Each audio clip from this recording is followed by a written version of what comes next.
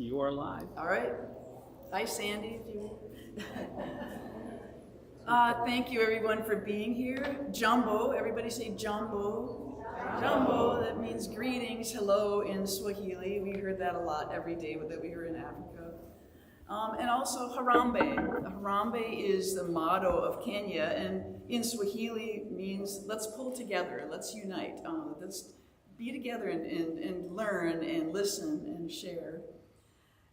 First, I got to introduce some guests who are here. That's so amazing, right?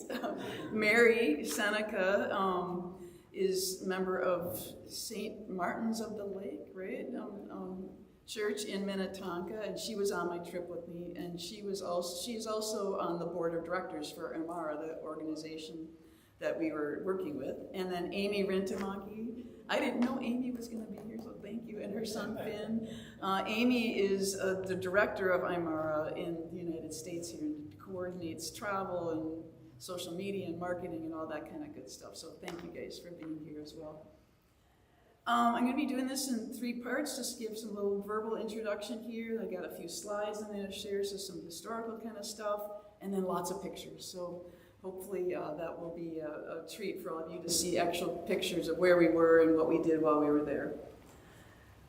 First off, I want to thank the deacons. I worked with Ken. They provided, obviously, prayers and support along the way, but also helped financially support my travel there. So thank you again to the deacons.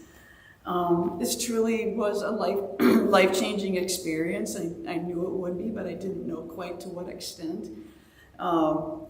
Main focus of the travel to Kenya was to work at Imara, and this is an organization that brings in young girls, and I'm talking 10 to 14 years old, who have become pregnant.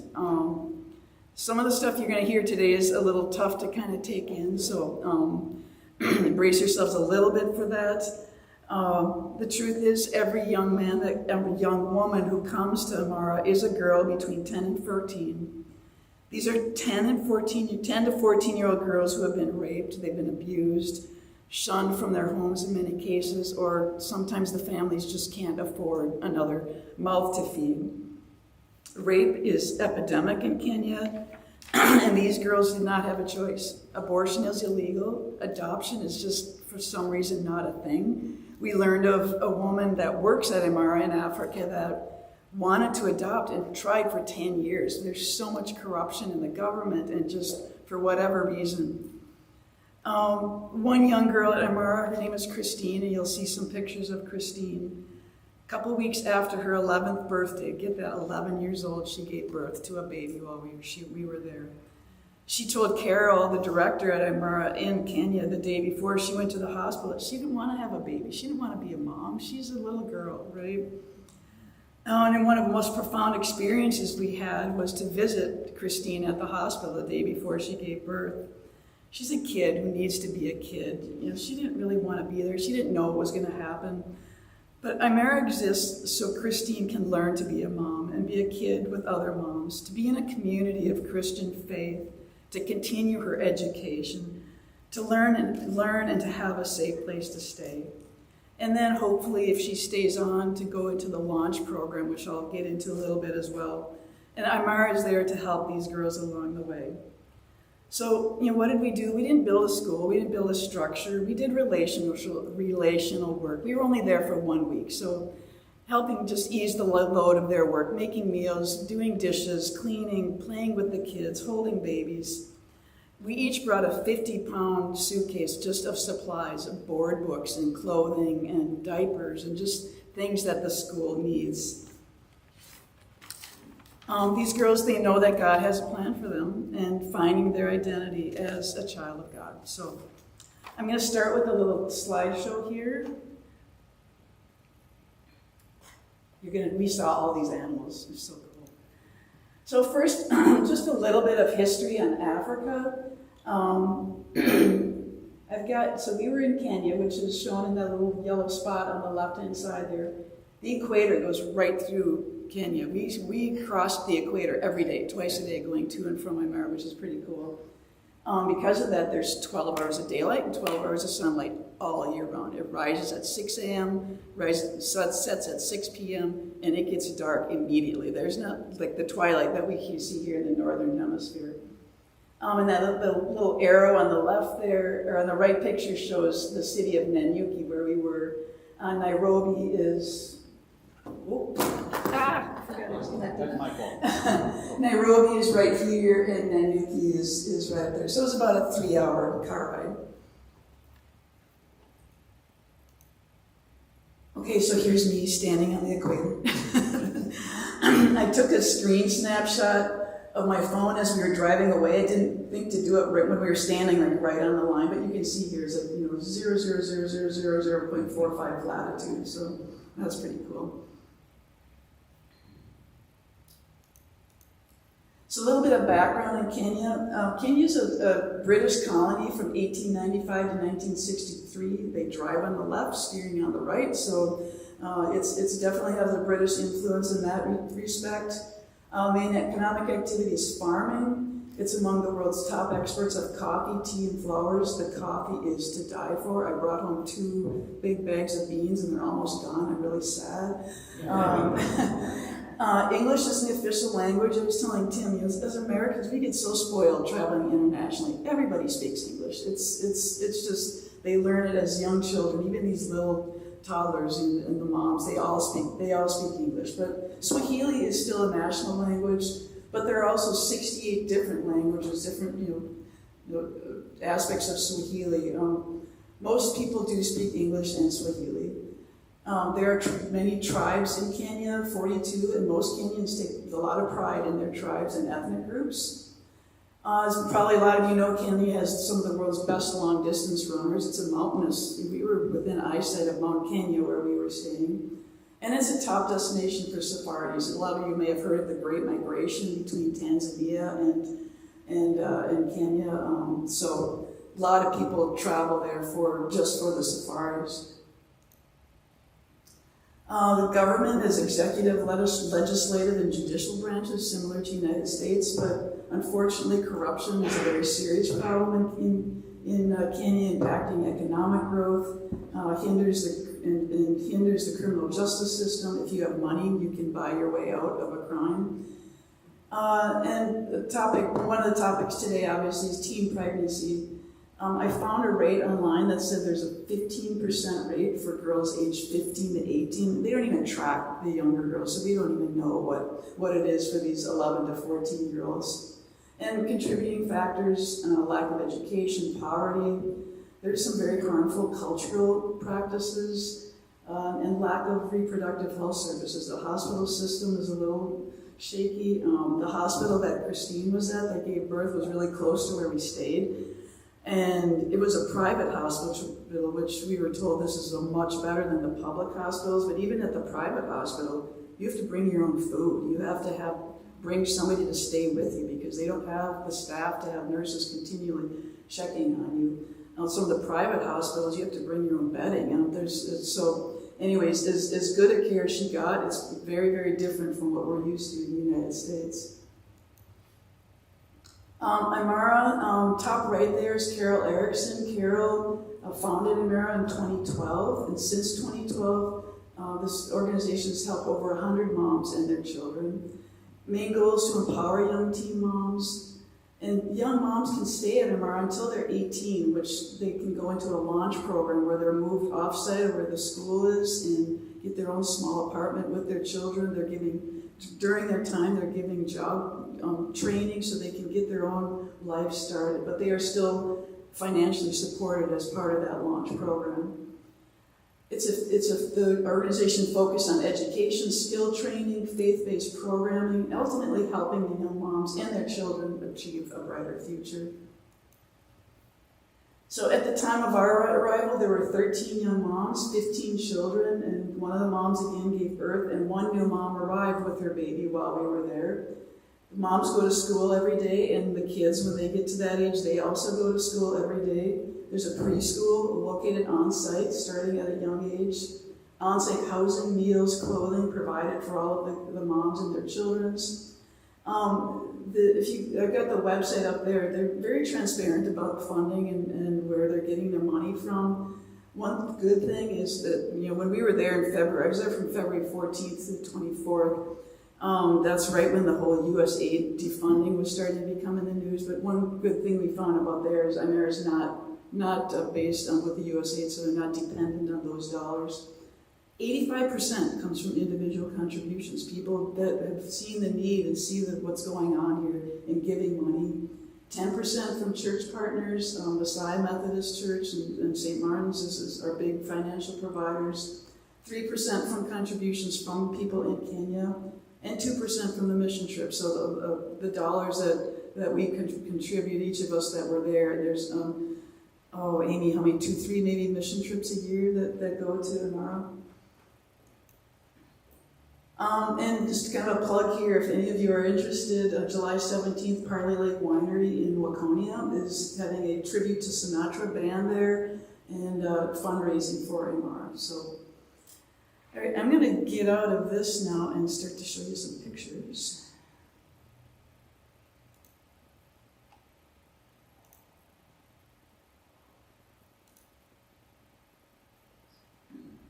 So, there were 6 of us on this trip, and we all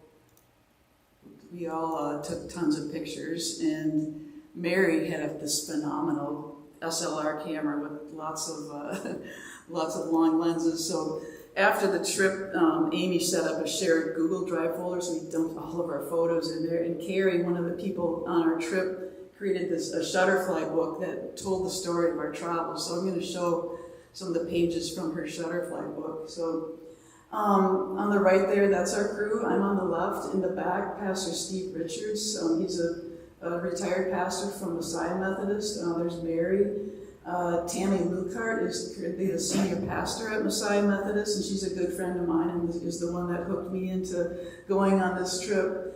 And then Sarah Utzinger and Carrie Binney. Carrie is a senior pastor at Lake Minnetonka Methodist, and Sarah is a member of that congregation and a good friend of Carrie's. And so this is us standing at the Minneapolis airport, February 14th, and I'm sure none of you guys remember that day, but it was a horrible weather day. It was snow and sleet and rain, and a normal 30-minute drive to the airport took an hour and a half, and so we started a little bit tense on that day, but this is landing in Kenya. This is us standing at the service counter at the luggage, because while we made it there, we made it to Amsterdam 15 minutes before our flight to Nairobi took off because of some delays in Minneapolis. So we made it there, but our luggage did not. So this was our personal luggage plus each of our 50-pound bags. None of our luggage made it. So we were in the airport for a couple hours just figuring out logistics about when our luggage would arrive.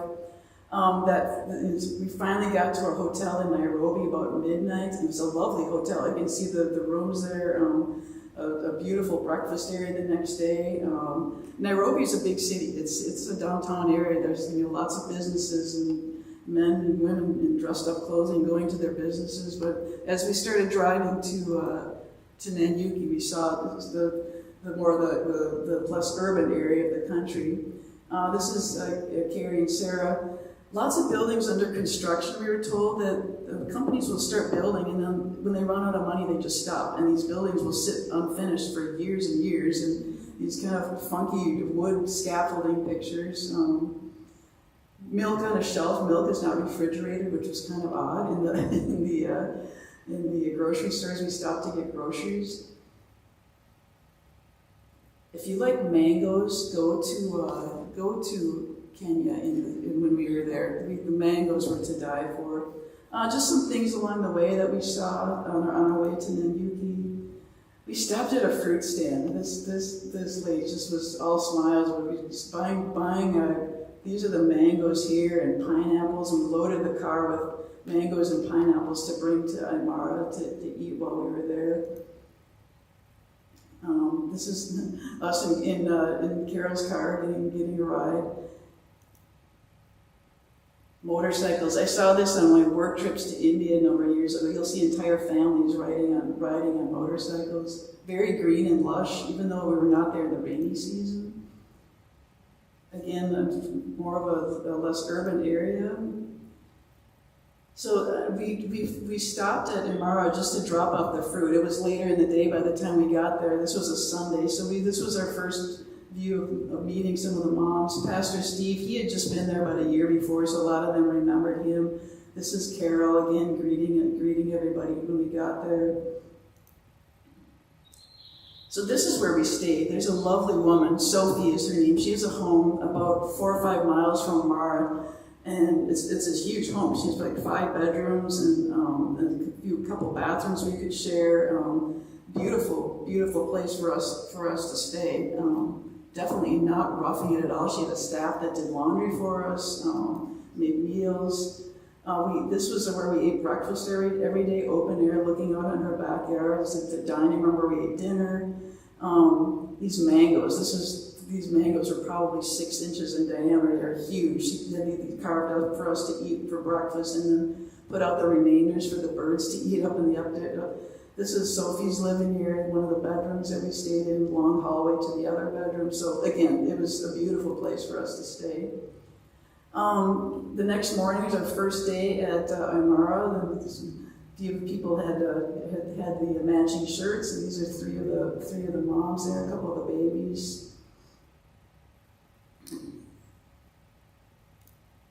And then we went to their farm. So about an hour drive from the school, there's a pretty good-sized farm, and they're hoping to be able to sustain themselves with the vegetables. They've got fruit trees, they've got beehives, as you can see. So they're growing mangoes, they're growing lemons.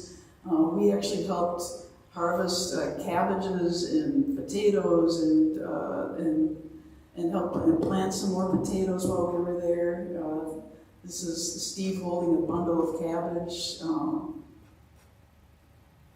And there was about a half a dozen of the moms and girls from Imara that were there helping us that day as well.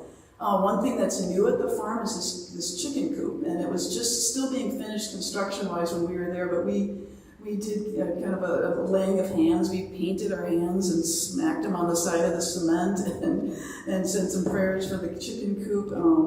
I think they are up to 100 birds. They eventually want to be able to have some egg laying and some broiler type birds so they can help provide for their own food that way.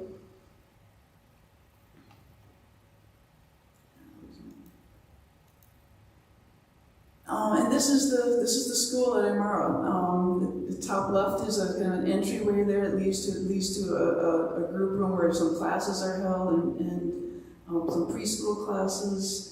Again, that's that upper right picture is showing that. Lower left picture is a part where the housing is, where the girls stay. shoe shelves for all of the shoes of the girls and the babies, and the sleeping area. So each of the moms gets a bunk bed, and their kids sleep with them in the bunk bed. They have a school bus, but it's not really functional right now, so they're getting it ready to possibly sell and get a different form of transportation for when they need to go places. So now it's the end of the day, Monday. Still no luggage. We could see from our little air tags that it was sitting in Nairobi, but it was sitting there and it was not moving. So, you travel, those of you that travel a lot, a good thing to do is to make sure you have a spare pair of clothes in your carry-on, but that, I didn't bring 4 changes of clothes with me, and neither did anybody else. And we did have laundry service at Sophie's, but it wasn't like do your laundry and it's ready in an hour. It's like they hang it up to dry overnight, so it won't be, so kind of a first world problem, but again, it was, you're getting kind of stinky and gross after a couple of days. So Carol took us to a thrift shop, and it was so funny. There were signs all over, clothing from Europe, like it was really fancy, right? But we each, the 5 women, we each bought a couple of things, and Sarah bought Carol bought a handful of clothing to bring back to the girls. I think we bought 13 items, and it came to $16. So we had a couple fresh shirts and maybe a pair of slacks to wear. Good news is, as our luggage did arrive on Tuesday, so we did have it for the rest of the week. But the biggest thing we worried about was our supplies. So we brought all of these supplies, and we wanted to make sure they were there so we could unload and help with that. So And this was, so again, this is Tuesday now. We had our luggage. We were all happy. It got delivered to our Sophie's house just as we were getting ready to leave for that day. So we were able to load up some of our 50-pound bags to bring those and brought the rest the next day. Picture on the top there is sitting with these delightful little toddlers doing a devotion time. They did a devotion time every morning, a small prayers, a Bible story, play games, do crafts, things like that. This Tammy sitting with this little guy, oh my gosh, I miss him.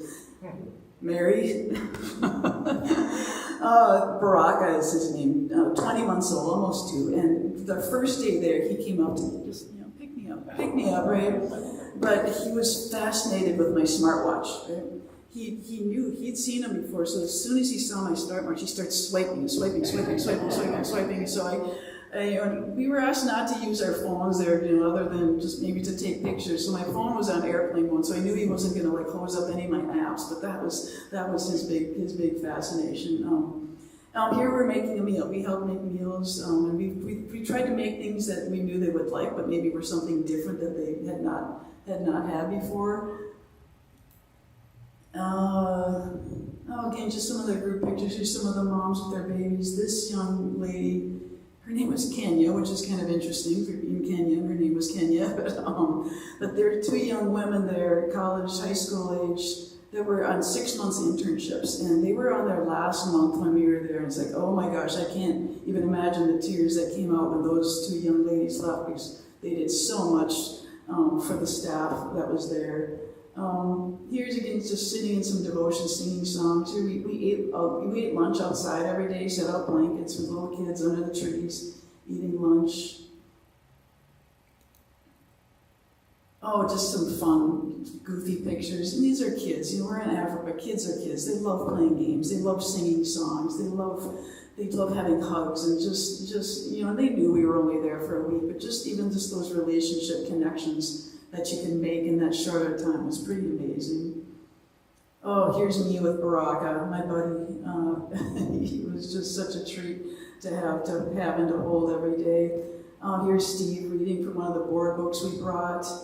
Mary is an incredible seamstress on top of her other skills. She worked with Jane, one of the moms there, for sewing skills. They were making pajama pants, and they got through a number of pairs of those while we were there. Steve led an activity with pinch pots. We had clay, just pinch them out and make a bowl, and then we let them dry, and the next day we painted them. The littler ones, they didn't do the pinch pots, but they made handprints in the clay, and those were sent back with one of the interns to give to people in her community who had donated funds to Amara. Oh, playing yard games. Play camel. It wasn't horseback, it was play camel. Be a camel, right? And they'd climb on your back and be a camel. And just, again, you can just see the smiles and this this picture kind of up in the right in the middle, you can see kind of people running. They had a game, Mr. Wolf, and then you'd have to run and try to get away from the wolf, and we were all just playing that game with them as well. Here's a picture of the moms and the babies that were there this week, and I won't read them all off to you, but there's a set of twins, down here. Jane is their mom, and Zelda and Zahara. Here's Christine, our 11-year-old, with her brand new baby. That was the day after she got back from the hospital. Kind of wide-eyed and deer in the headlight kind of look. One thing I didn't mention with Christine. So Pastor Steve and another pastor that we had met along the way, they went to visit her the day after the baby was born, just to see if she wanted anything, give her a hug, say some prayers. And Steve said when he asked her, "Can I bring you anything?" thinking maybe a snack, or she said she asked for a coloring book. And again, 11 years old, right? Wednesday, this was our safari day, so we got up before the sunrise and had a van picked us up and brought us to Old Pajetta. It's a sanctuary for animals, but again, an amazing safari location. yeah, gosh, and camels and zebras and lions and elephants. This is Mount Kenya in the distance there.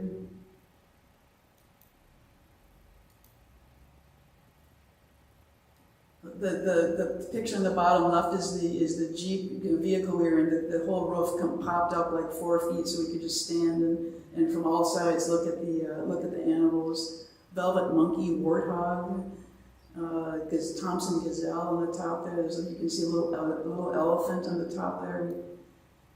A lion. The story about seeing the lion. Our driver was trying to figure out where the lions were. They kind of hide in the grass during the day. Well, he came across a worker while we were driving and stopped and got out of the car and was kind of conversing with him. All of a sudden, this worker hopped on our car and we did a U-turn and we're going down roads that were not quite part of the path. And sure enough, he led us to where these lions were hiding in the grass, which was not a totally legal thing for him to do, but he knew our driver and helped us out so we could search out these lions.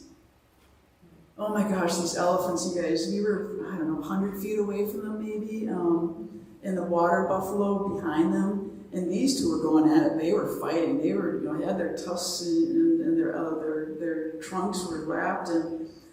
And this bottom right picture, this is this elephant right here. They all of a sudden noticed our Jeep, and this one started running right towards us. And immediately the driver, we're going, bam, we're gone. So the elephant would have won that interaction, I think, if they had gotten to us.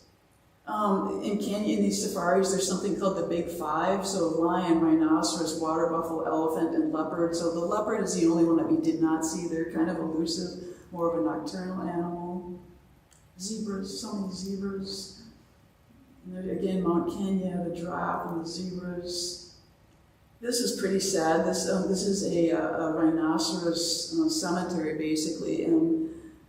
Poaching is still a huge problem, and the people will come in and chop off the horns. And there's some Asian cultures that thinks there's some aphrodisiac thing going on with the horns of rhinoceros. And this was a graveyard for some of the rhinoceros that had been poached. And we found out that they said that laws have changed now. If a guard that's working in the nighttime, if they catch somebody coming in to poach, they can be shot on sight. You're gone, and it's with no due process whatsoever. So they've taken that to quite another level. Oh, again, here's these elephants fighting. Picture of us. We went to a little gift shop in there. There's a goofy picture with Carol and Sarah. Mary, I'm guessing these are your pictures. These are amazing. Again, there's our group standing on the equator. Got a group picture of all of us there, and Carrie standing next to this little sign. This area, this is a caged area. There's a chimpanzee sanctuary that's kind of in a separate area that they don't have the chimpanzees running wild. They would be food for a lot of other animals. But Jane Goodall helped set up this part of this chimpanzee sanctuary there. So we could see a few of them in the woods, not really up close, but yeah, there's this cage where visitors can stand so they don't get attacked by the chimpanzees. Water buffalo, this was a kind of a cool story. So these water buffalo came from a ridge to the left of this picture and all came down and then into this watering hole to drink and cool off. It was a pretty hot day that day. Shortly after this picture is taken, we saw hiding in the trees back here was a lion, and they let the lion, they're wild animals. They find their prey to eat, to survive in the safari as well. Well, you can see this water buffalo started noticing the lion, and pretty soon this entire ridge was a complete line of these water buffalo to protect the younger ones that were down in the water hole. And our guide told us that the lions, they can easily jump. They could jump over this line of water buffaloes in a second, but they will not jump over something unless they know exactly what's on the other side. And since he didn't know quite, or she is female lions, do most of the hunting, didn't know what was on the other side, just having that line of water buffalo would prevent the lion from jumping over. On our way back, just some of the sights along the way, these trees with these flat tops. I can't remember the name of the tree, but it's very common in Africa. some of the roadside shops we saw along the way. It's just kind of fun to it's like a big farmer's market, flea market along the roadsides. Now we're back in Amara on Thursday. Here's the handprint clay things that we were making. Sarah's helping with that. We made tacos. That was one of the things we made. There's a flatbread. Most cultures have some kind of a flatbread. And so we wrapped up. We had meat and cheese and tomatoes and guacamole. We made our own guacamole from avocados the size of your head. Again, the fruit and vegetables was so amazing there, and they all loved the tacos. Again, making some of the meals. Just you can see the smiles. These girls are so happy to have us, and then just for the trauma that they've been through in their lives. It was so amazing just to see how much they loved having us there. But you know what? They are still girls, teenagers, right? There was one night when we got back the next morning, Carol told us, well, the older girls went on strike last night. They told us they didn't want to do dishes. They didn't think they should have to do dishes and that the staff should do the dishes. Well, that ended pretty quickly. And then there was another morning where one of the girls just said, I don't want to go to school today. I just don't want to go. And well, are you sick? No, I just don't want to go to school. Well, then Carol said, we'll figure out a way for somebody to come pick you up and take you out to the farm, and you will do farm work all day in the hot sun. Oh, maybe I'll go to school, right? Right?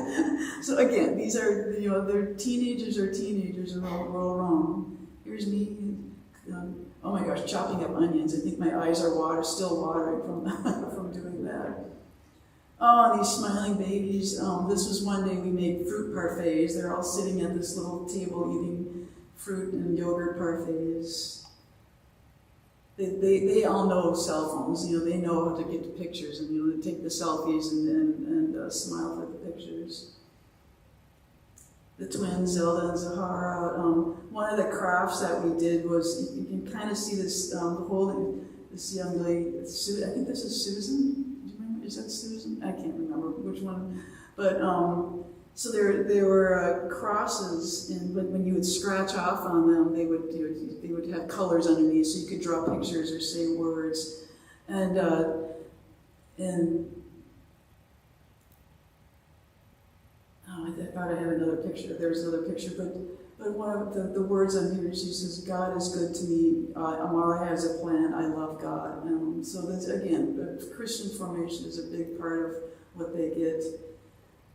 We played a game of spoons. Have you guys ever played spoons where you pass the card, and as soon as you get four of a kind, you grab a spoon? They knew spoons, and so the laughing that was going on in that. Here's my little buddy Baraka again, eating one of his snacks. One of the fun things so Carrie brought I'm going to have to look this up. I've forgotten since then, but through Bluetooth, you could take a picture and through Bluetooth instantly print the picture. It came out to be like maybe a 2x3 inch little, almost like a Polaroid shot. And we had the girls make little scrapbooks. And for some of them, it was the first time that they had a picture of themselves or of their babies that they could actually see and look back. So throughout the week, every time we kind of got together, we would try to have more experiences where we could take some more pictures and then give them to the girls so they could put into their scrapbooks. Oh, there's the spoons game on the lower left. Oh, there's the one that says, thank you, God. God is good. Yeah. Some of the staff, this woman helped out in the kitchen. Here's Steve with the chef hat. Carrie took on a project of organizing just a supply shelf with labels and everything.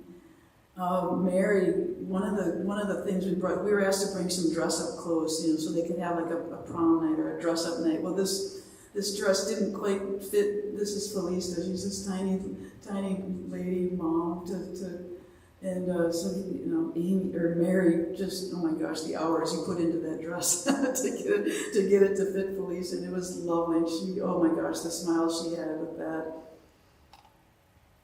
Again, here's so making one of the meals there. One of the days we actually made an egg bake, with the cheese and vegetables. Well, we had 90 eggs, and we had a little bit of miscommunication. We thought we were supposed to use all the eggs, so we did. So it was this probably a 5-inch tall egg bake, but it was delicious, and the kids the kids loved that as well. Oh my gosh, this is one of our last days. So Tammy brought kazoos. These guys had never seen kazoos before, and even this little Baraka, the almost 2-year-old, once you get the hang of humming into this little plastic thing, oh my gosh, well, we marched around, we did the chicken dance, we did, right here they're doing when the Saints go marching in, they marched all around playing the kazoos. Again, just the hugs and smiles we got along the way. This was the day that Christina came back from the hospital, so all of the girls met the car at the gate, and they ran up to the car and picked up her new baby and gave hugs to Christine. So even though she had only been there a few months, but just the community that they gave to her, that knowing that she's in a similar situation that they're in, but just giving her that love and support that she needed. These guys, we had foam airplanes one day, so flying the airplanes.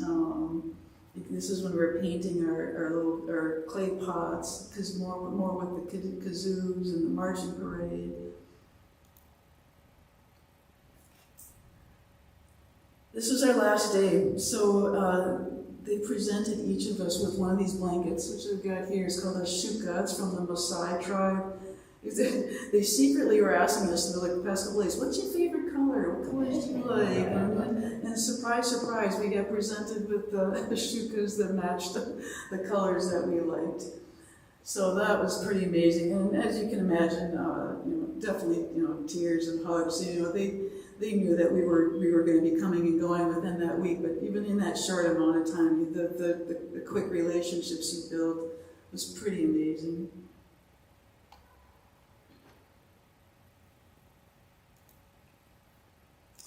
And then finally, on our ride back there, we stopped at the I Love Nanyuki sign, like kind of a tourist spot.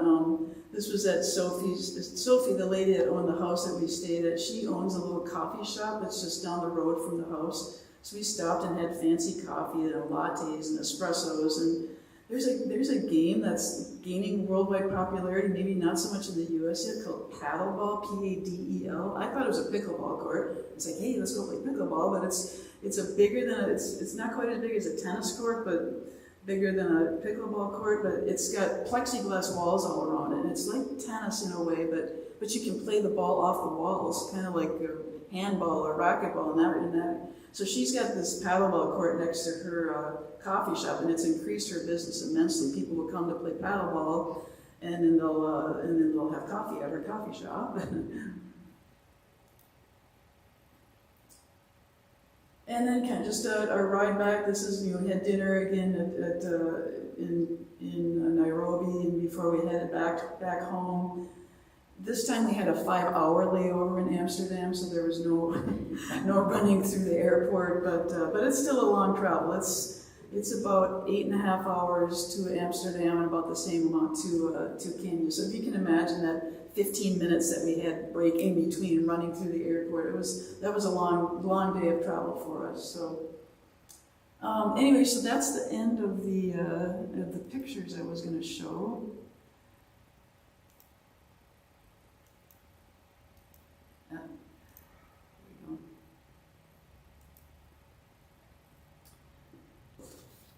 So just, I guess in closing, as I mentioned, Imara is privately funding, no funding from USAID. There's a lot of needs, even though they do get quite a bit of funding. So if you feel in your heart you would like to give to this organization, please talk to me or Amy or Mary afterwards. There's the fundraiser at Parley Lake Winery.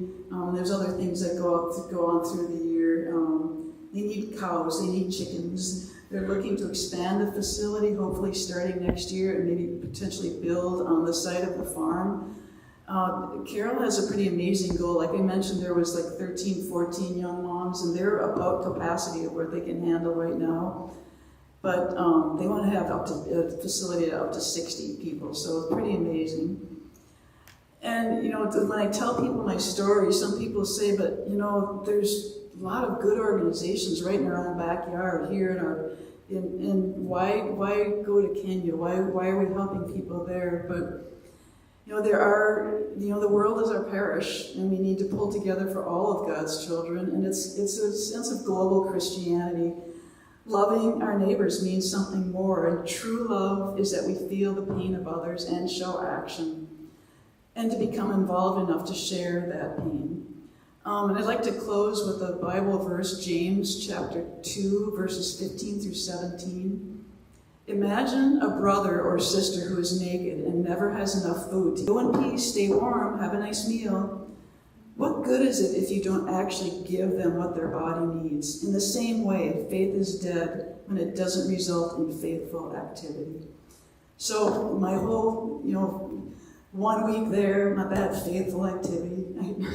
I get emotional thinking about it, but anyways, amazing. Amy's going to be leading a trip there sometime next year, so if you feel the need to travel to Africa, I hope to get back there someday. Her son Finn, maybe we'll be able to go with as well. So anyways, thank you. I'll take questions, and hopefully I can answer, or maybe some of my friends here can answer. I was telling our daughter about this last night, and she was like, well, why don't they just address the rape? And I was like, well, it's easy to say here, and we don't address the rape here, as we should. But I'm assuming it's just very patriarchal, and that these girls don't. Yeah, so can you repeat the question? Sure. So Jan was asking, why don't they just address the sexual abuse that's going on? And this is a tough one to answer. So one of the stories we were told, so one of the tribes, they've got a cultural practice that when a boy goes through puberty and has gone through puberty, they are given a woman, a girl, for a year. This is your person. This is to do what you want, and it's just that's just what they do, right? One thing I didn't mention here. So during the pandemic, Amera had to close. They had to send all of the girls back to their homes. And when the shutdowns were lifted, guess what? Some of them were pregnant again. So that's why some of them have a couple of kids at Amara. And it's the families are invited to come visit their young girls, but it doesn't happen very often. And the young girls, when they give birth while they're at Amara, they're allowed to have a family, choose one person to be at the hospital with you. And not once has a young girl picked a relative. They always pick a staff member at Amara to come to be with them. So tough question, tough answer, I know. Yeah, Dan. Wait.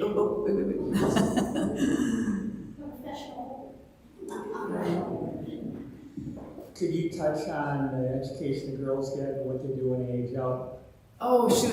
Thank you. I forgot to cover that. So, it's a very structured education. I mean, it's a test-based system. They have to test to get to the next grade. They've got preschool at the school, and they also have school for some of the younger kids that haven't had any education yet when they get there, so they can get to the point where they can go to one of the public schools in the area. The older girls go to a high school. They're transported to a high school in the area.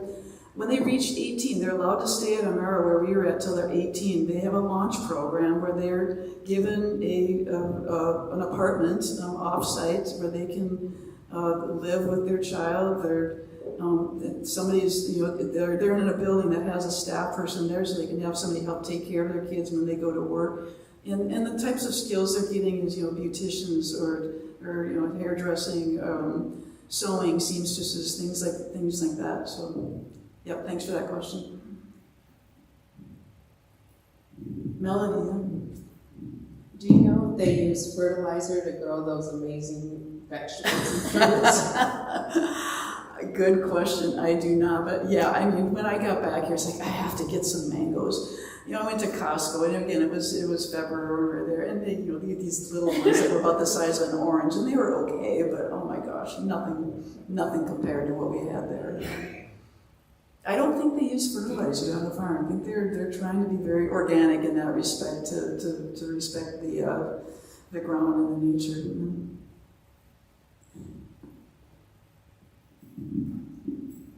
So I'm Mary, and I've been to the Amara house twice, and I don't think there is use of fertilizer in the way that we would think of chemical fertilizer. There may be animal dung used for some of those things, but it is a very fertile soil to start out with. One of the things that we are experiencing at the farm there, when I was there in 2015, they finally got the borehole well dug, and we have been using that water because it can be a high desert at times there. I had the water and have been using that water for watering the crops. What we have found over time is the minerals in the water are creating salts. And so our farm manager is an amazing, amazing man. And so he is being very cautious about rotating crops so that those salts are not building up and destroying the soil. We are looking at options. The Owasso River runs alongside the property, and looking at being able to pump from the river during the rainy season to a holding pond to be able to water the crops. However, Imara is always going to do things the right way. Many farmers in the area are doing that without permits. So we are working to get the permits so that it is being done legally and according to the rules. So there's a lot of things that go into that farming that make those good crops, but a lot of it is simply very good soil. Okay, well, you're over here, I have a question. Okay, so it's a long flight there. It's a long flight home. Why do you stay for just a week? Why don't you extend it to 2 weeks so that you get more bang for your buck? Right, and that's a very good question. Usually the trips are longer than what we were there, but Tammy and Carrie, being pastors, they had a hard time getting that time off, and Sarah's a teacher. She was going over her spring break, and Steve was going over there for a board meeting. That was the main reason he was going, so that's why he decided to bring a group. And Mary had been there before, but his goal was to bring people that had never been there. So the rest of us had never been there before. So yeah, good question. But most of the time, people are there for about 2 weeks, right? Yeah. So if you guys are, I'm interested in going. Can I take my hubby with? Of course. Of course. No. Okay, so Jan, that's different from when I mentioned to Dan. It's like, okay, I got this call from Tammy. They're going to Africa, and his first question was, "I don't have to go, do I?" He's not scared of flying; he just does not like the thought of being. But to be honest with you, I've been to India 3 times for work. This was nothing compared to India was a 16-hour flight. So, anyways. Yeah, good question. I wanted to follow up on your first question there. So, sexual abuse, it is illegal. It is not a thing that's okay with the government of the country. But again, going back to the government corruption, if you have money, you can just pay off the judge and you're free. So, unfortunately, that's the case there as well. So to address that, can Rick go? It is actually very good for these young girls to see that there are men who are loving, who are safe, to see men and women in healthy relationships. And so it is. Many men go on these trips. This trip, there only happened to be one man alone.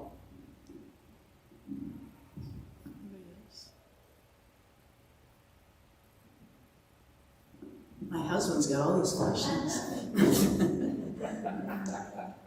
I think you need to discuss how Delta compensated you for everybody for your last flight. Oh my goodness! So that was a tough thing. So we lost our luggage, didn't lose our luggage. It got delayed. Sat in Nairobi for 2 days before it got so. So some of us said, let's fill out the form of how we were hindered by this. Well, one person got it right away, oh, Mary, she actually had carried most of her luggage in a carry-on, so she was feeling kind of bad even doing this, filling out this form. But right away she got 10,000 points. Well, then a couple of others got rejected, but then they got 10,000 points. Well, I tried twice. Nope, sorry, not our issue. It was KLM's problem because the flight from Amsterdam to Nairobi was KLM. It's like, well, wait a second. I bought my tickets through Delta. They completely shut me off. So again, kind of a first world problem. I didn't feel like it was right to really, blast on social media how awful Delta treated me on this mission trip to Kenya, right? But a friend of mine told me, he's like, Shari, write an email to the president of Delta. You can Google edbastian@delta.com. So okay, fine. So I gave this heartfelt story. I was on this mission trip and didn't have my clothes and and 2 days later I get this lovely heartfelt memo from one of Ed Bastian's people. We're so sorry you had this bad experience. Here's 10,000 points. So I did get my 10,000 points. Gosh, I'm so happy that so many people stayed. It was an amazing. I can't, the pictures don't even do justice to these young kids and their moms and the safari that just the sights and sounds of being with a different culture, with a different people, and just how welcoming everybody was for us, and just the love of God and knowing what that was doing for their lives was so amazing. So, thank you, everyone. Thank you, Jane.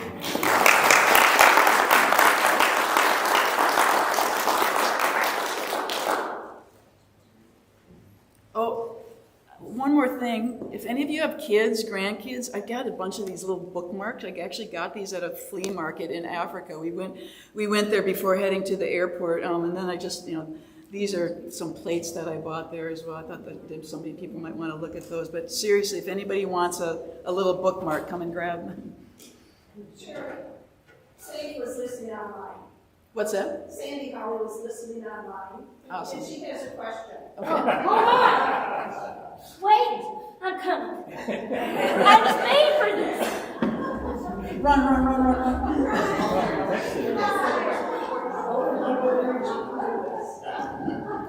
Sandy's asking, how often are people from the U.S.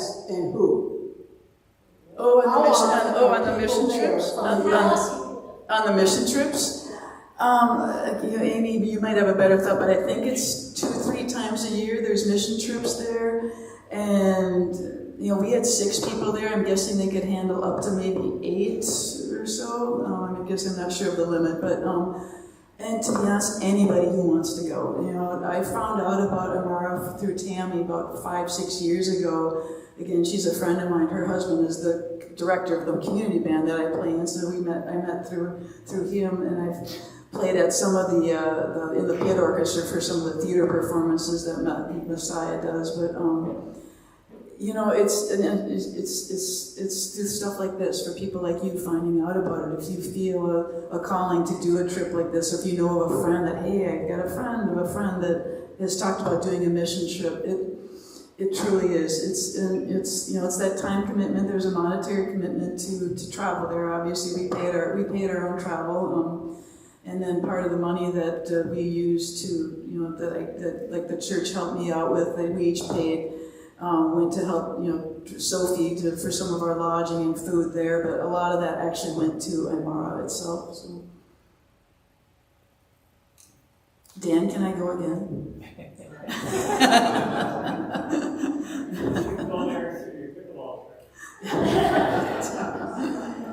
Okay. All right. Thanks again, everybody. Appreciate you all staying here.